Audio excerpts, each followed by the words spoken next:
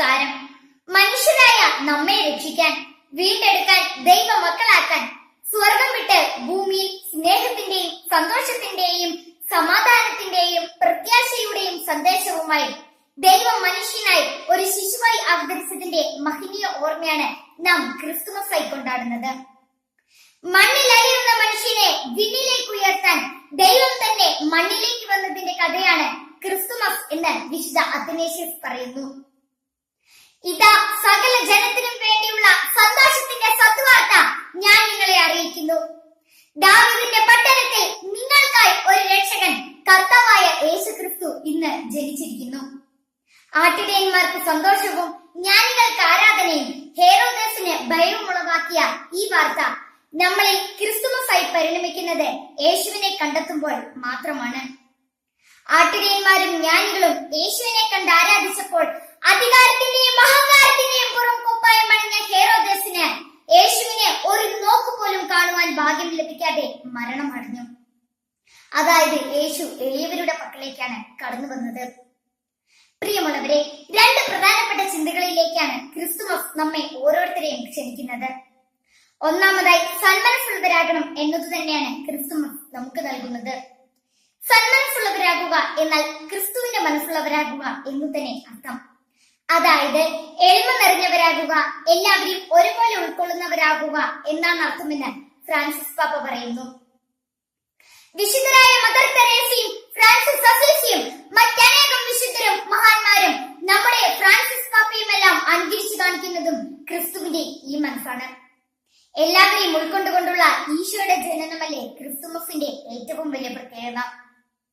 അവിടത്തേക്ക് പ്രകാശം പരത്തിയ നക്ഷത്രവും ശാന്തിയുടെയും സന്തോഷത്തിന്റെയും സ്നേഹത്തിന്റെയും ഗീതങ്ങൾ ആലപിച്ച മാലാഖമാരും ഏറ്റവും പാവപ്പെട്ട ഇടയന്മാരും വിജ്ഞാനികളായ രാജാക്കന്മാരും ആടും പശുവും മറ്റ് ജീവജാലങ്ങളും ഒരുപോലെ ഇടം കണ്ടെത്തിയ പുൽക്കൂട്ടിലാണ് ഈശോ ജനിച്ചത്.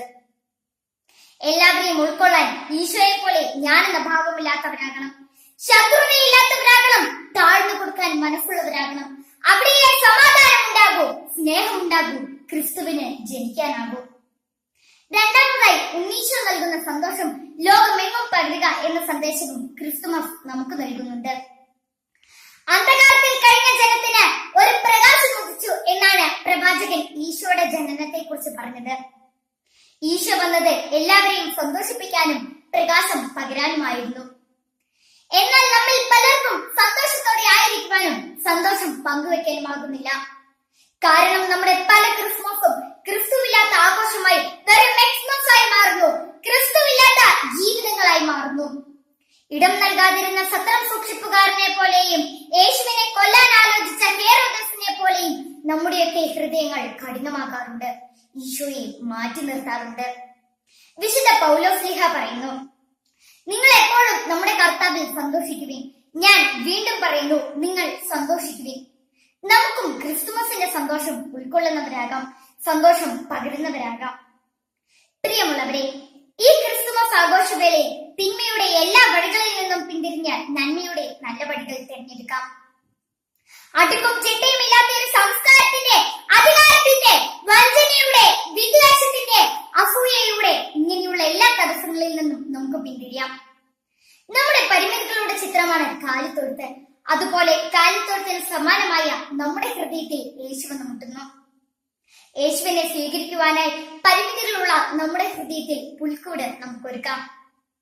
ഈ സന്തോഷവേളയിൽ യേശുവിന്റെ കൂടെ ആയിരിക്കുവാനും നല്ല ഓർമ്മകൾ മനസ്സിൽ സൂക്ഷിക്കുവാനും നമുക്ക് ഏവർക്കും സാധിക്കട്ടെ എന്ന് ആശംസിച്ചുകൊണ്ടും എല്ലാവർക്കും ക്രിസ്തുമസിന്റെയും പുതുവത്സരത്തിന്റെയും മംഗളങ്ങൾ ഒരിക്കൽ കൂടി നേർന്നുകൊണ്ട് ഞാൻ എന്റെ വാക്കുകൾ നിർത്തുന്നു.